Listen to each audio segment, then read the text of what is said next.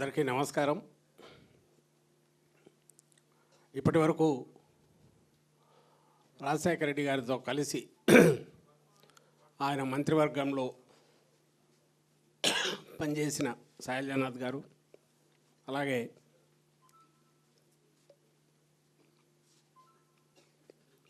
అప్పట్లో యువ శాసనసభ్యుడిగా ఉన్న జోగి రమేష్ గారు మాట్లాడారు. ఆయనతో మంత్రివర్గంలో ఉన్నందువల్ల, అలాగే విప్పుగా ఉన్నందువల్ల, మంత్రివర్గంలో తక్కువ కాలం, విప్పుగా ఉన్నట్టున్నారు ఎక్కువ కాలం శైలజానాథ్ గారు, దగ్గరగా చూసినందువల్ల ఆయన వ్యక్తిత్వం ఎలాంటిది అనేది కొన్ని ఉదాహరణలు, సంఘటనలు ఆయన చెప్పారు. జోగి రమేష్ గారు చూశారు. నాలాంటి వాళ్ళకు కూడా అలాంటి అదృష్టం ఉండింది ఆయనతో కలిసి. పాదయాత్ర సమయం నుంచి కూడా ఆయనతో అసోసియేషన్ ఉన్నందువల్ల ఎవరు ఆయనతో దగ్గరగా కలిసి పనిచేసిన వాళ్ళతో పాటు ఒక్కసారి కలిసినప్పటికీ జీవితం అంతా గుర్తుపెట్టుకునేలాంటి జ్ఞాపకాలు ఆయన ఇచ్చారు. అందువల్ల లక్షల మందికి అవి ఉంటాయి, ఒకరు ఇద్దరికి కాదు. ఇంతకుముందు వీళ్ళు చెప్పినట్టు ఆయన పెట్టిన ఆరోగ్యశ్రీ ద్వారా అయితేమి, ఫీజు రీయింబర్స్మెంట్ స్కీమ్ ద్వారా అయితేమి, అలాగే రుణమాఫీ కావచ్చు, అలాగే ఉచిత కరెంటు కావచ్చు, ఏవైతే బహుశా అంతకుముందు ఎవరు ఆలోచించనివి తాను ఆలోచించి అప్పట్లో కాంగ్రెస్ పార్టీ హైకమాండ్తో కొట్లాడి కూడా ఉచిత కరెంట్ లాంటి విషయంలో వాళ్ళు ఒప్పుకోకపోయినా తన పూచీ మీద తను తీసుకొచ్చేసి తద్వారా ప్రతి ఒక్కరికి ప్రత్యక్షంగా కాకపోయినా పరోక్షంగా ఈయన ఇది పెట్టకపోతే మా జీవితాలు ఎట్లున్నాయి అనుకునేట్టు కోట్ల మంది జీవితాల్లో వెలుగు కూడా ప్రసాదించారు. కొత్త జీవితాలను వచ్చారు. ఇంతకుముందు వీళ్ళు కోట్ చేసినట్టే కాక్లియర్ ఇంప్లాంటేషన్ లాంటివి. దాని సిగ్నిఫికెన్స్ ఎవరికి తెలియదు. ఏం చెవుడు ఉంటే ఏమవుతుంది, ఫిజికల్గా ఏం ఇది ఉండదు కదా అనుకునే వాళ్ళు ఉంటారు. కానీ ఒక జీవితమే ప్రసాదించవచ్చు దాని ద్వారా, చిన్న వయసులోనే చేస్తే అనేది దాన్ని గుర్తించినవాడు, అలాగా ఆ జీవితాల్లో మార్పు తెచ్చినవాడు. అందులో ఒకరు నాకు గుర్తుండే, జగన్మోహన్ రెడ్డి గారు వచ్చాక సివిల్ సర్వీసెస్ కూడా సెలెక్ట్ అయ్యి అక్కడ దానికి సంబంధించి చిన్న ప్రాబ్లం వస్తే జగన్మోహన్ రెడ్డి గారి దగ్గర కూడా వచ్చినారు. అప్పుడు నేను కూడా వాళ్ళని చూశాను. అంటే చిన్న పాప అప్పట్లో కాక్లియర్ ఇంప్లాంటేషన్ చేసినారు. పెద్ద అయినాక సివిల్ సర్వీసెస్లో కూడా సెలెక్ట్ అయ్యి పెద్ద పెద్ద చదువులు చదువుకున్నారు. వాళ్ళందరూ ఈ రోజుకు తలుచుకుంటున్నారంటే ఆ మనిషి ఎవరైనా సరే ఆయన జన్మధన్యం. ఆ తర్వాత ఆ స్ఫూర్తి ఏదైతే ఉందో అది లక్షల మందికి, కోట్ల మందికి కూడా ఒక మనము ఏదైనా చేయాలనే తపనతో ముందుకు సాగే రకంగా నడిపిస్తున్న దాంట్లో భాగమే ఈ ప్రస్థానం ఏదైతే వైఎస్ఆర్ కాంగ్రెస్ పార్టీ ఈరోజు నడుస్తుందో.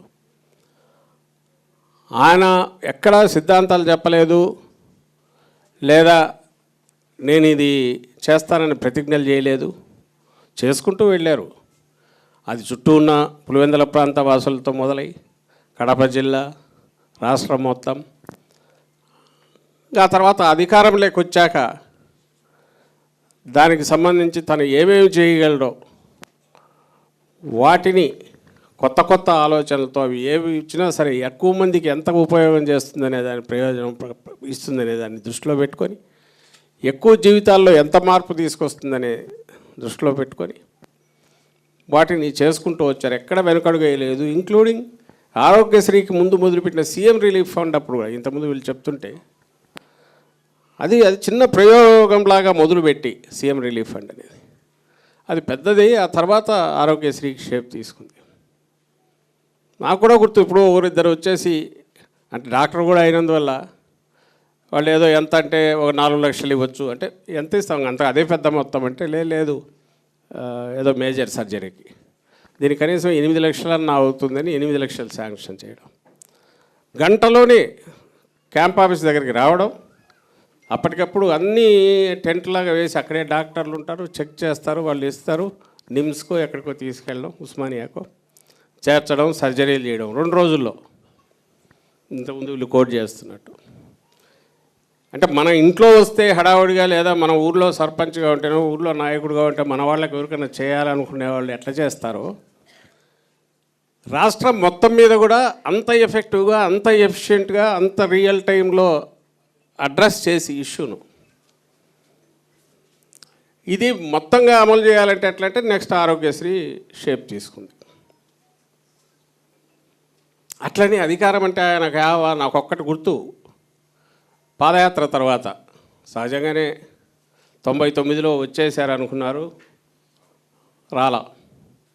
ఆ తర్వాత పాదయాత్ర మొదలుపెట్టారు. అది మొత్తం ఆయన దీన్ని చేంజ్ చేసింది. అంతకుముందు తన వాళ్ళు అనుకునే వాళ్లకు నిలబడే, దేనికైనా నిలబడే రాజశేఖర రెడ్డి గారు తన పర లేకుండా మొత్తంగా చూడడం అనేది ఆయన మాటల్లోనే జనంలోకి పాదయాత్ర ద్వారా పోయిన తర్వాతనే ఎక్కువ ట్రాన్స్ఫర్మేషన్ వచ్చింది అనేది కనిపిస్తుంది.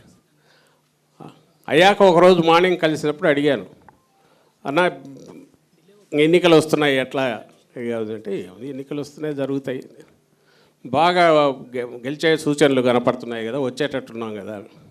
ఏమో చెప్పలేము రామకృష్ణ, 99 ఎక్స్పీరియన్స్ ఉంది కదా, అప్పుడు వచ్చేసామనుకున్నాం కాబట్టి ఈసారి నేనేం భ్రమలు పెట్టుకోలేదు అదన్న. మళ్ళీ మరి నెక్స్ట్ ఎట్లా అంటే, ఈసారి అయితే నాకు అయిపోయింది, లాంగ్ జర్నీ చేశాను.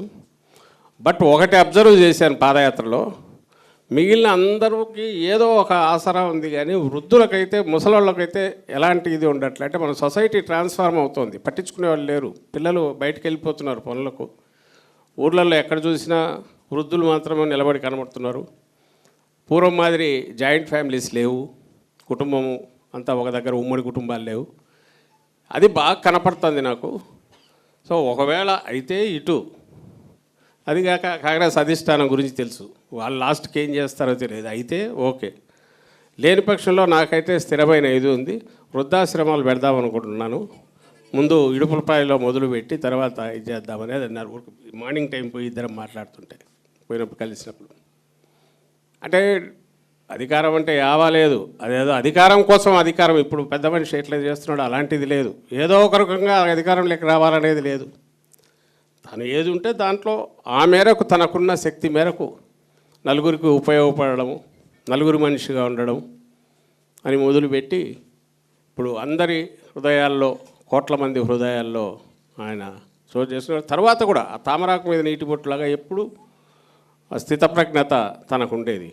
అలా అందువల్లనే దాటుకుంటూ ముందు ఉన్నవన్నీ వదిలేశాడు. ఆయనకాయనే చెప్పుకునేవాడు, అసలు అంతకుముందు ఎన్ని ఇవి చేసామో, ఈ కాంగ్రెస్ స్టైల్ ఆఫ్ రాజకీయాల్లో అంటూ దాని నుంచి ట్రాన్స్ఫార్మ్ అయ్యి ఒక ఈరోజు మనం ఇన్నేళ్ళైనా కూడా, ఇంకా భవిష్యత్తులో 20 ఏళ్ళైనా, ఆ రోజులో ఒక ముఖ్యమంత్రి, ఒక పాలకుడు ఉండేవాడు, 5 ఏళ్ళే ఆయన, 5 ఏళ్ళ 4 నెలలు ఎంతో, కానీ ఎన్నో జీవితాల్లో మార్పులు తీసుకొచ్చాడు, మంచి మేలు మార్పులు తీసుకొచ్చాడు. ప్రతి క్షణం తను అధికారంలో ఉన్న ప్రతి క్షణము ప్రజలందరికీ ఉపయోగపడే పనులే చేశాడు అని అనుకోవడానికి లక్షల మందికి, కోట్ల మందికి జ్ఞాపకాలు మిగిల్చిపోయారు ఆయన. అదృష్టం ఏంటంటే పోతూ ఇంతకుముందు వీళ్ళని అన్నట్టు ఒక నిజమైన వారసుడిని, తనను మించి ఇంకా 10 అడుగులు ఏ రకంగా ముందుకు వేయాలి.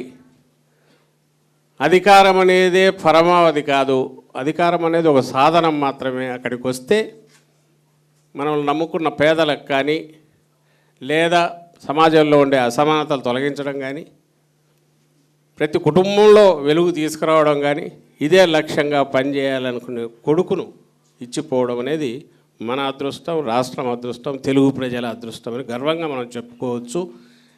ఆయనకు మించి, తండ్రికి మించిన పట్టుదలతోనో, తండ్రికి మించిన దార్శనికతతో జగన్మోహన్ రెడ్డి గారు అన్ని పరీక్షలను ఎదుర్కొని, విషమ పరీక్షలను ఎదుర్కొని, తన తండ్రిని అభిమానించే వాళ్ళతో మొదలుపెట్టిన జర్నీ, ప్రయాణం ఈరోజు అది ఒక ఉద్యమంలాగా సాగింది. ఈరోజు ఒక పెద్ద పార్టీ, దేశంలోనే ప్రాంతీయ పార్టీల్లో ఒక స్థిరమైన ఇది పట్టు కలిగి, విశ్వసనీయతకు, విలువలకు మారు పేరుగా నిలిచిన పార్టీని, అలాగే ఒక కుటుంబాన్ని, వైఎస్ఆర్ కుటుంబానికి ఒక పెద్ద ప్లాట్ఫామ్ను మన ఈ పార్టీ ద్వారా ఇచ్చిన ఘనత జగన్మోహన్ రెడ్డి గారికి దక్కుతుంది.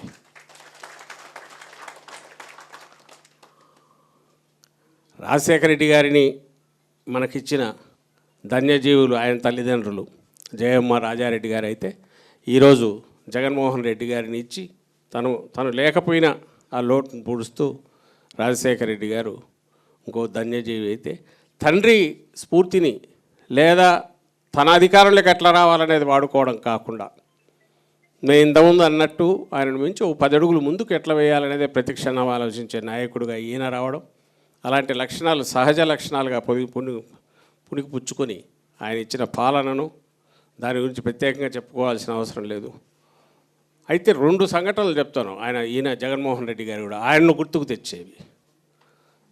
ఓదార్పు యాత్రకు వెళ్ళేటప్పుడు ఇది ఇంతకుముందు ఒకసారి చెప్పాను, జగన్మోహన్ రెడ్డి గారు చనిపోయిన కుటుంబాలు వెళ్ళి ఇవ్వాలి, ఏదైనా ఆర్థిక సహాయం చేస్తే బాగుంటుంది, ఎంతైతే బాగుంటుంది అనే డిస్కషన్ వస్తే అలాంటి వాళ్ళ మామూలుగా ఏం చెప్తాం, అప్పట్లో 20,000 50,000 ఏదో చెప్తాం అనమాట. ఆయన బాగుండదు, దానివల్ల ఏమి ఇది అవుతుంది, ఏదో పోయి ఇచ్చేసినట్టు అవుతుంది, కుటుంబానికి ఎంతో కొంత ఉపయోగపడాలి కాబట్టి ఆ అమౌంట్ పెంచారు. అది ఎంత అనేది ఆయన చెప్పదలుచుకోలేదు, బయటికి చెప్పడం కూడా కరెక్ట్ కాదు. కన్సిడరబుల్ అమౌంట్ పెట్టారు బయటికి. రెండవది, ఇచ్చేటప్పుడు మామూలుగా అయితే మనం గమనిస్తుంటే ఎవరైనా చెక్కు ఇచ్చేసి ఫోటోలు తీయించుకొని ఇచ్చేయడం అనేది అది ప్రసక్తే లేదు, ఒప్పుకోవాలి. ఆ కుటుంబంతో లోపలికి పోయినప్పుడు ఫోటోలు తీశాక అందరూ వెళ్ళిన తర్వాత వాళ్ళతో మాట్లాడుతున్నప్పుడు వాళ్ళకు మాత్రమే తెలుసు, ఇచ్చిన ఈయనకు తెలుసు, తీసుకున్న వాళ్లకు తెలుసు ఏమి ఇచ్చారనేది. దానికి ఆయన రీజన్ చెప్పింది ఒక్కటే, వాళ్ళేం మనల్ని పిలవలేదు, వాళ్ళు యాచకులు కాదు, వాళ్ళు యాచించట్లేదు.